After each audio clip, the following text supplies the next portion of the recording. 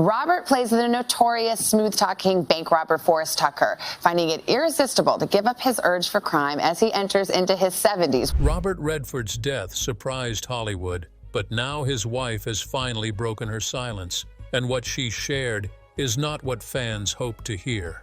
Her words hint at hidden struggles, unanswered questions, and a side of Redford's story few ever knew. Why speak out now, and what truths lie behind her message? Join us as we uncover the details behind this confession. The private heartbreaks behind Robert Redford's family life. Robert Redford's life was filled with achievements that placed him among the most admired figures in Hollywood. But beyond the bright lights and the applause, there was another side to his story. His family life was filled with joy and heartbreak, love and loss, and these experiences shaped the man he became. While many people saw him as the golden actor and celebrated director, those closest to him knew him as a husband, a father, and someone who carried the weight of private pain with quiet strength. In 1958, Robert married Lola Van Wagenen, a young historian who would become his first great partner in life. Their marriage spanned nearly 3 decades, lasting until 1985, and together they built a family that became the center of his world. The couple had 4 children, each of whom brought light and meaning into Robert's life. Their first child, a boy named Scott, was born with great promise, but tragedy struck early when he passed away as an infant due to sudden infant death syndrome. The loss was devastating and left an emotional scar that never fully faded. For Robert and Lola, it was a painful reminder of how fragile life can be, even in moments of joy. Despite this heartbreak, their family grew. They welcomed a daughter, Shauna, who became a vibrant presence in their lives. Later came a son, James, whose warmth and intelligence made him stand out, and finally another daughter, Amy, who also carried creative gifts of her own. For Robert, fatherhood was a role that mattered more than fame or fortune. He often placed his children at the center of his decisions, ensuring that despite his demanding career, he was always present when it mattered most. Family life, however, was never without its struggles. Balancing Hollywood stardom with the responsibilities of being a husband and father came with its challenges, and after nearly 30 years together, Robert and Lola chose to part ways. Their divorce in 1985 closed one chapter, but did not erase the love and memories they had built as a family. Through it all, Robert remained deeply connected to his children, offering them guidance, support, and unconditional love. The most heartbreaking moment in Robert's life as a father came much later with the passing of his son James in the year 2020. James had grown into a remarkable man, one who followed in his father's footsteps as a filmmaker, but also carved his path by focusing on meaningful stories and causes close to his heart. He was admired for his creativity and for his commitment to using film as a tool for change. When James fell ill and eventually passed away, the loss shook Robert profoundly. It was the kind of sorrow that could never truly heal, for the bond between a father and son runs too deep.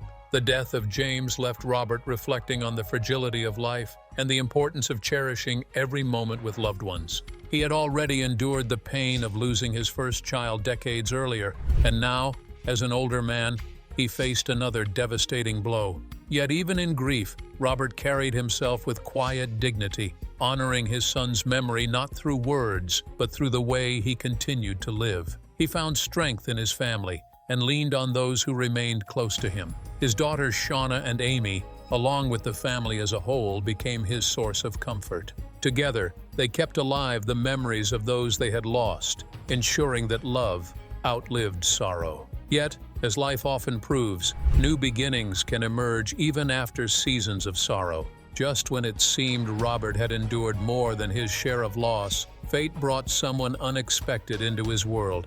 A second chance at love. In the late 1990s, Robert's path crossed with that of Sibylle Szaggars, a German artist whose work carried a powerful message about the natural world. Their meeting at Sundance would eventually grow into a bond that gave Robert a fresh start and a deep, enduring companionship. Sibylle was not a woman seeking the glamour of Hollywood. She was a creative soul who blended painting, photography, movement, and music into unique art that spoke about the connection between people and nature. Her passion for the environment matched Robert's lifelong concern for protecting the earth. This shared purpose became the foundation of their relationship, setting them apart from the fleeting romances so often seen in the world of fame. After years of companionship, Robert and Sibylle made their commitment official in the summer of 2009. Their wedding, held in Hamburg, Germany, was intimate and meaningful, far from the glitz of the film industry. It symbolized a union built not on fame, but on shared values and genuine love. Together, they made their home in Sundance, Utah, surrounded by mountains and natural beauty. Their life was quiet and private, centered on creativity, environmental advocacy, and the simple joys of being together. Sibylle's nonprofit, The Way of the Rain, became an extension of this shared mission, blending art and activism to raise awareness about climate change. Robert stood beside her just as she supported him in his lifelong projects. In this partnership, Robert found the peace and stability that had sometimes eluded him. With Sibylle, he could step away from the noise of Hollywood and focus on what truly mattered. Their bond was built on respect, understanding, and a mutual love for the earth and its beauty. It was a love that came later in life, but it gave Robert a sense of renewal. After enduring heartbreak and loss, he found in Sibylle a partner who brought him both comfort and inspiration. But what were the circumstances surrounding Redford's death? Was it a peaceful one? Robert Redford's passing. On September 16, 2025, the world received the heartbreaking news that Robert Redford had passed away. He left this world quietly at his cherished home in Sundance, Utah, the place that had been his sanctuary for decades. Surrounded by loved ones in the peaceful setting he had built with such care, he took his final bow at the age of 89.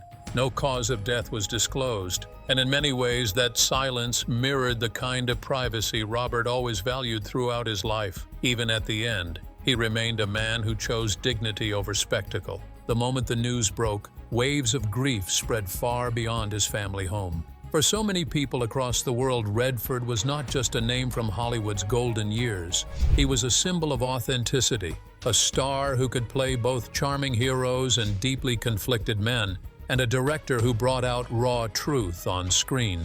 His passing marked the close of a chapter in cinema that had stretched for more than 6 decades, and it left a void that few could ever fill. Tributes poured in almost immediately. Fellow actors, directors, and activists shared their memories of working with him, describing his warmth and his relentless passion for storytelling. Admirers from around the world remembered him not only for his unforgettable performances in films like Butch Cassidy and the Sundance Kid or The Sting, but also for the way he used his influence to lift others up. Through his Sundance Institute and Sundance Film Festival, he gave countless independent filmmakers the chance to be seen, helping to shape the future of cinema for generations to come. Media coverage reflected the depth of his legacy.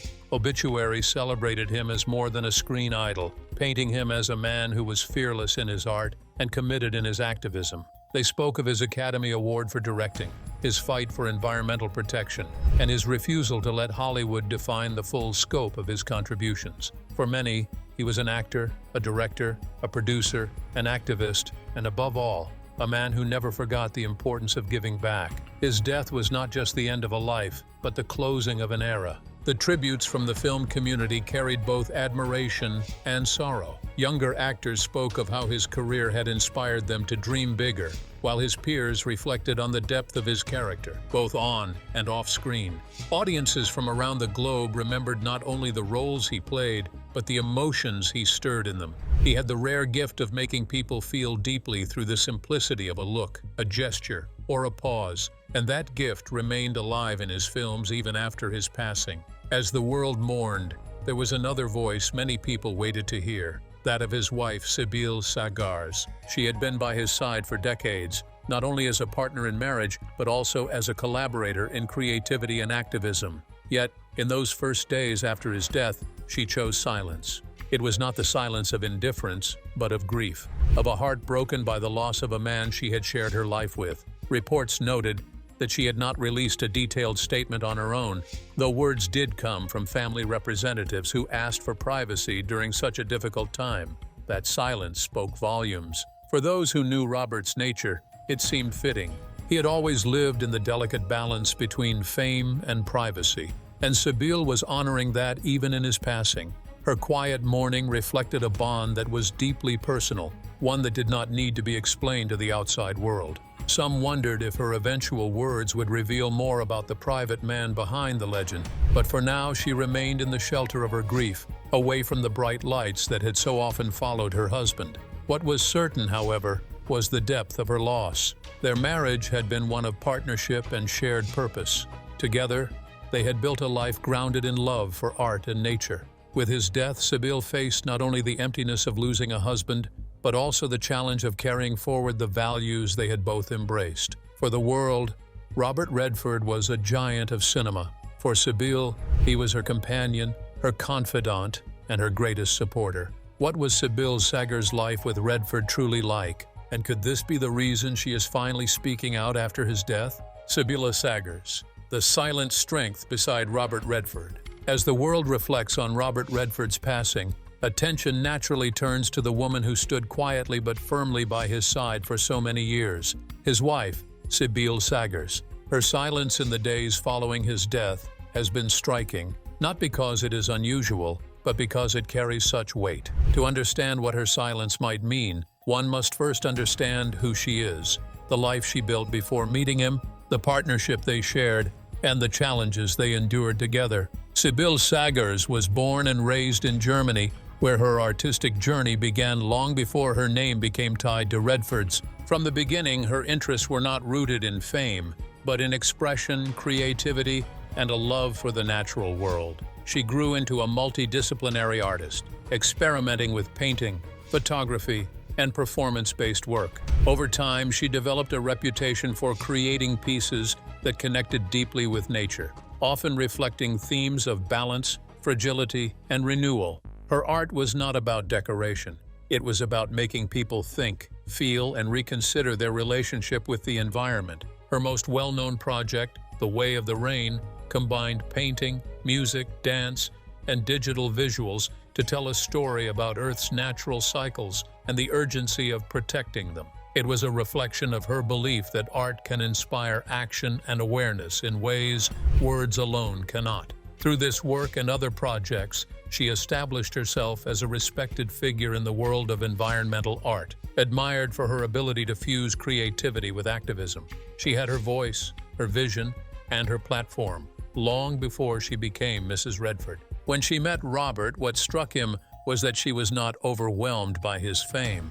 For decades, he had been one of the most recognizable faces in Hollywood. Yet, here was a woman who connected with him as a person, not as a celebrity. Their relationship began as a friendship, rooted in mutual respect, before it grew into something deeper. Robert often valued privacy and resisted the constant glare of public life, and Sibylle's quiet, grounded presence suited him perfectly. She brought calm where he brought energy, and together they created a balance that lasted through years of companionship. Their marriage, which took place after a long partnership, was not built on glamour or headlines, but on shared values. Both cared deeply about art and the environment, and both preferred the peace of Sundance and nature over red carpets and flashing cameras. They found comfort in living away from the noise, creating a space where they could nurture each other's passions while maintaining a bond that was protected from outside scrutiny. Sibylle supported his endeavors, and he in turn respected and encouraged her artistic work. Life together was not without its challenges. Redford had endured personal pain long before their marriage, including the devastating loss of his son James to cancer in 2020. That tragedy was felt not only by Robert, but also by Sibylle, who stood beside him as he navigated the heartbreak of losing a child. Together, they leaned on each other, finding strength in their union during a time of unimaginable grief. Beyond this, they also managed the constant balancing act of being public figures while trying to live as privately as possible. It was not always easy, but their shared commitment to discretion gave them the ability to keep their relationship largely away from gossip or intrusion. In past interviews, Sibylle rarely spoke at length about their personal life, but her presence beside him at important events spoke volumes. She was supportive without ever trying to overshadow, always dignified, always composed. That restraint reflected the values they both held dear, that some things are sacred and do not need to be shared with the world. It is perhaps this very perspective that explains her silence now. The absence of public words from her since his death does not mean a lack of feeling. It means the opposite. It suggests that her grief is too personal, too sacred, to translate into statements for the public. For a woman who has always chosen to express herself through art rather than through interviews, silence may be her truest and most powerful response. What her silence could mean, then, is both love and loss. It is the silence of someone who lived a private marriage and intends to mourn privately as well.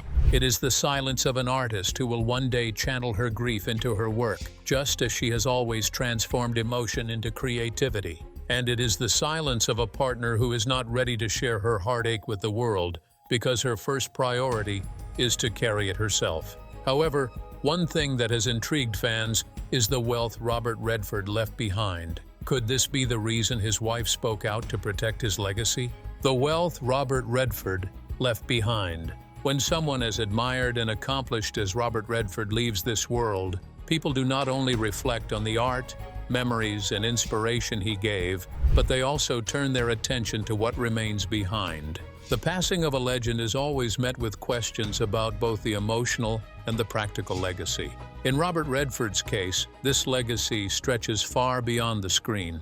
It includes his family, his life's work, and the fortune he built with care and foresight. Those closest to him now face the responsibility of carrying forward not only the story of who he was, but also the financial and legal matters that inevitably follow. For a man of his stature, an estate is far more than a simple collection of accounts or items. It is an intricate tapestry woven from properties, investments, cherished possessions, and the values that guided his choices. Robert Redford's life was one of vision and balance, and the wealth he accumulated reflected these qualities. He lived in places that nourished his soul and matched his love for privacy and nature. And he collected items that brought joy and meaning rather than excess.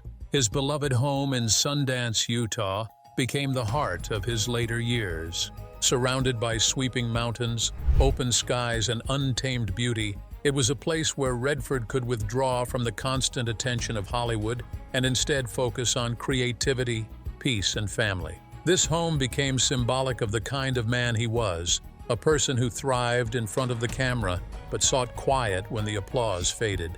Beyond Utah, he also felt a strong connection to Santa Fe, New Mexico, a city where art, history, and culture flowed together seamlessly.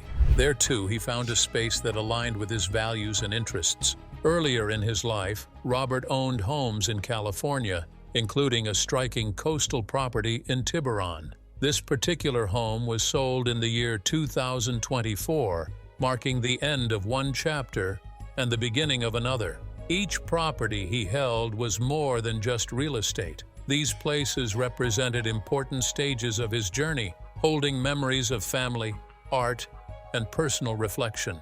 While his homes stood as cornerstones of his estate, Robert Redford also carried a quiet appreciation for automobiles. He was never one to flaunt flashy cars or indulge in excess, but he valued craftsmanship, design, and the pleasure of driving. His garage through the decades featured elegant and classic models that reflected his understated style. For him, cars were not symbols of wealth, but simple sources of joy, especially when paired with the open road and vast landscapes he adored. Together, his homes and vehicles formed a picture of a man who balanced comfort with modesty, enjoying what he had without losing sight of simplicity. Yet material possessions only form part of a larger story. True wealth also lies in preparation, the plans made to ensure that assets pass smoothly to loved ones and to causes that matter. People with significant means often use carefully structured legal tools to protect what they have built and to ensure it continues to serve a purpose long after they are gone. Among these tools, one of the most common is a trust. A trust can be either revocable or irrevocable. A revocable trust can be adjusted during a person's lifetime, while an irrevocable trust becomes fixed once established. Trusts are valued because they allow families to keep matters private.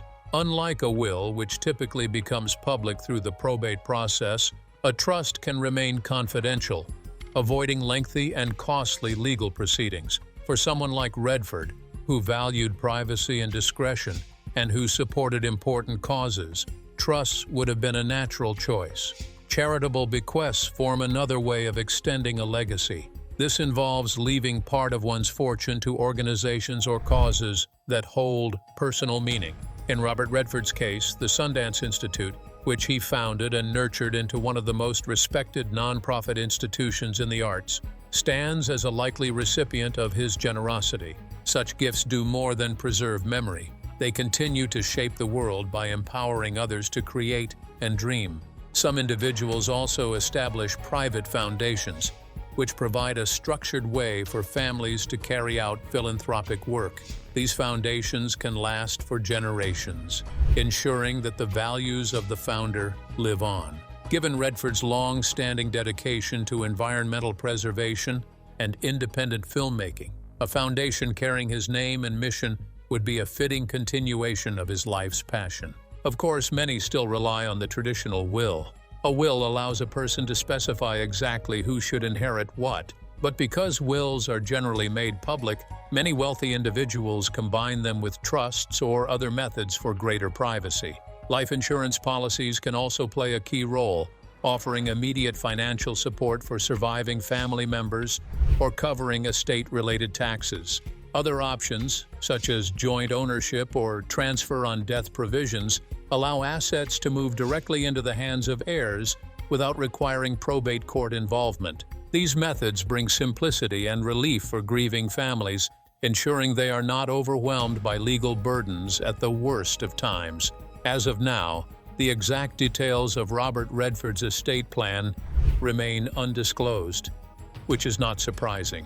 For people of wealth and fame, privacy is often paramount, and legal arrangements are designed to minimize public exposure. Still, what is widely known is that Redford's net worth was estimated at around $200 million.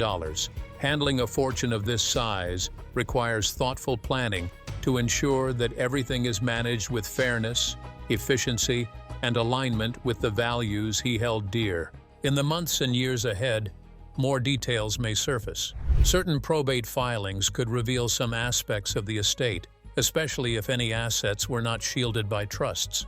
Charitable organizations, such as the Sundance Institute or environmental groups, may announce gifts or endowments made in his honor. Family representatives or legal spokespeople may eventually issue clarifications about how specific parts of the estate will be handled. Until then, the complete picture remains behind closed doors, much like the way Robert lived his life, guarded, respectful of privacy, and free from unnecessary speculation. Why Robert Redford's wife may be speaking out now. When Robert Redford passed away, the world mourned the loss of one of Hollywood's greatest icons. For decades, he was admired not only for his roles on screen, but also for his work as a director, producer, and philanthropist. Yet behind the global recognition, his passing left his family with the weight of carrying forward a legacy far larger than most could imagine. For his wife, Sibylle Szaggars, silence may have been her shield in the past, but the sheer scope of Redford's estate and reputation may now demand her voice. The question many fans are beginning to ask is not simply about grief, but about responsibility. Redford left behind more than memories and films. He left homes, land, and cultural institutions that carry both financial and symbolic value. Each decision about his estate has the potential to affect not only his family, but also his public image for generations to come. It is within this context that Sibylle's silence may be breaking, not as an act of vulnerability, but as one of stewardship. One of the most immediate and sensitive aspects of Redford's legacy lies in his properties. Real estate for him was never just about wealth. It was about meaning. His Utah retreat stood as a sanctuary where he drew inspiration, surrounded by the natural world he cherished. His ties to Santa Fe represented his deep connection to art, spirituality, and culture in his later years. Even his former California property in Tiburon was a chapter of his evolving life, one that spoke to his journey before moving further inland. Each of these homes was not only financially valuable, but also emotionally significant. After his death, such properties present difficult questions. Should they be kept within the family as places of remembrance, Should some be sold to cover financial responsibilities tied to his estate? These are not just practical decisions, they are symbolic choices that shape how Redford's story will be preserved. For a widow, stepping forward publicly may serve to clarify intentions, ensuring that decisions about these beloved places are seen not as transactions, but as acts of loyalty to his memory. Beyond real estate lies the more complex matter of Redford's greatest cultural contribution, the Sundance Institute. Founded by him to elevate independent voices in cinema, the Institute grew from a small idea into a global movement. It is not merely an organization. It is a cornerstone of his public identity.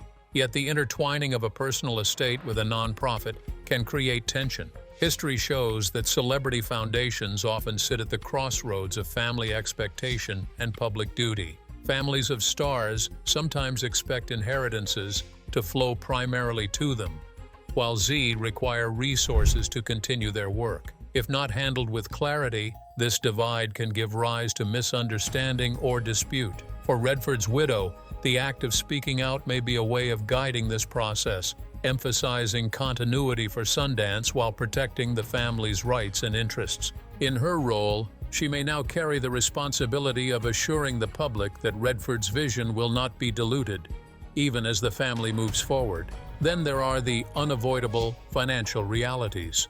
In the United States, estate taxes are due within months of a person's death. Even when an estate is worth hundreds of millions, much of that wealth may be tied up in property, art, or long-term investments.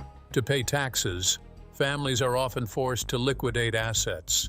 This can mean selling land, artwork, or personal items of great sentimental value. In Redford's case, such moves would not only affect his heirs, but also catch the attention of the public, which has long seen him as a symbol of integrity and independence. Here again, a spouse's public voice can serve a vital purpose. By speaking out, Sibylle may be shaping the narrative around why certain decisions are being made, whether a property is sold, an artwork is donated, or resources are directed toward Sundance. Silence might allow speculation to fill the void, but her words could protect Redford's reputation, ensuring that practical necessities are not mistaken for neglect of his values. The management of celebrity estates is rarely straightforward. Marilyn Monroe's name and image became a matter of legal dispute after her passing.